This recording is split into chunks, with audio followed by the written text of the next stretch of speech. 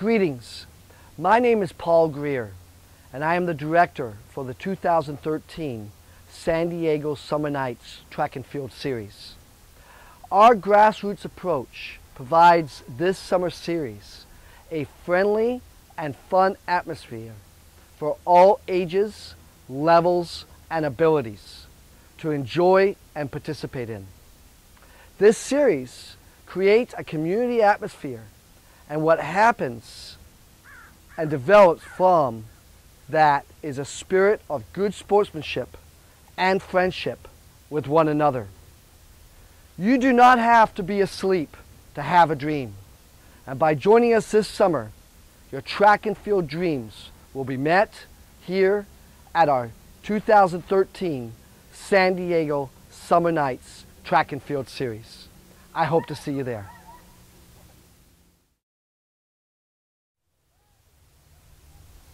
As part of the 2013 Summer Nights Track and Field Series, we're proud to present to you our coaching event demonstration series. We have the likes of Olympians Steve Scott, Tony Campbell, Wes Williams, and Tim Seaman to present special type of events and how to coach for those events or to run those events in the future. So we hope you join us and check out that series. Thank you very much.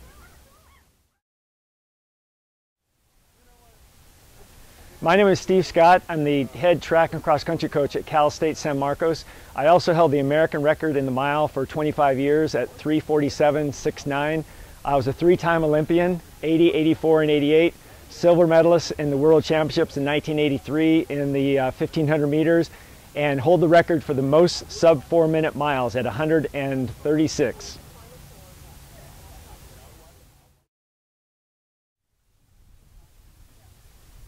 What if somebody told you that you could improve your performance and it had nothing to do with doing more mileage or harder mileage? You'd be all for it, wouldn't you?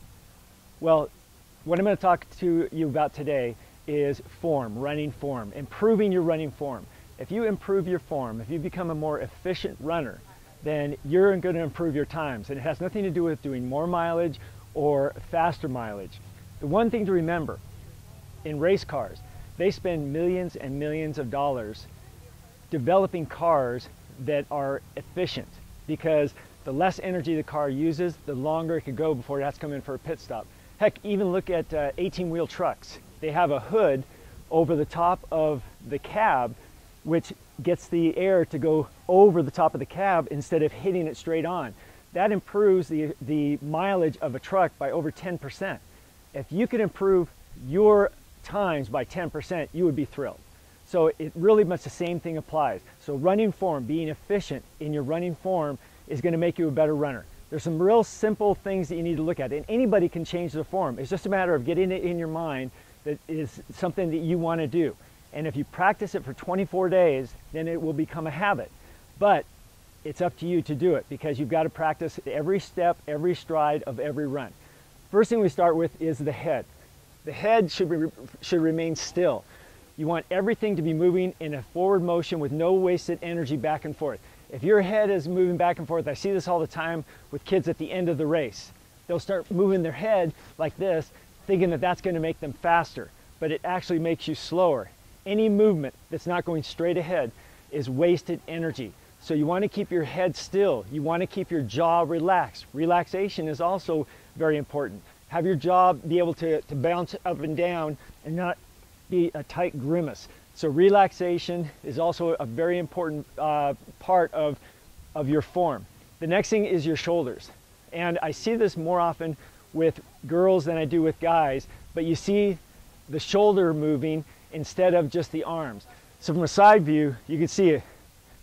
If I'm running like this, my shoulders are going back and forth. That is wasted energy. Anything going side to side is wasted energy. Again, everything wants to be straight forward. So the arms are the only thing moving. Imagine that someone drilled a hole in your arm into your shoulder, and this is the only movement you want to see right here. Going straight forward, this is the only movement. You don't want your hand crossing over your center. So here is your center. It could come up to it like this, but doesn't cross over. And you want to keep more or less a 90-degree angle. When you're running fast, the faster you run, you can't open it up a little bit, but generally you just want to keep your arms at a 90-degree angle, your shoulders relaxed, shoulders down, hands relaxed. You want to be Clinton and Fish. You don't want to be like this, just a nice relaxed hand movement with, again, just the arms moving, not the shoulders.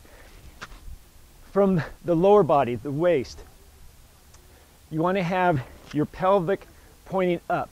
So when people say you're sitting back, that's because your pelvis is tilted inward. You want your pelvis to be tilted forward so that you don't have that sit back motion.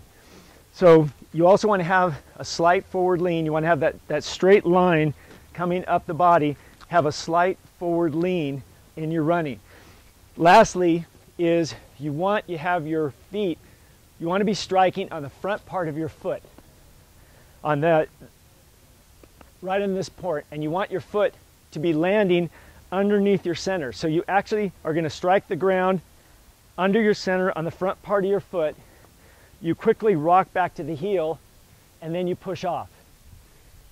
The most inhibiting part of running is when you heel strike. If you're coming out and you're going to strike first out in front of your body on the heel, you're basically braking every stride. Have you ever tried driving a car with one foot on the gas and one foot up on the brake? That's what this is like. So it's horribly inefficient, and it's going to cost you many, many seconds of time. So again, you want to be landing underneath your center of gravity. So you're going to be landing about right here. And then as you push off, your heel is going to touch the ground slightly, and then you're going to push off. The other thing to remember is running is not all quads. It involves the glutes, the hamstrings, and the calves. Those are the most strongest muscle you have is the glutes. This backside muscle is the strongest muscle you have. So don't forget that as you are coming through your stride, to push off with that back leg. Utilize the backside, your glutes, your hamstrings, and your calves. So in recap, everything wants to be moving in a forward motion.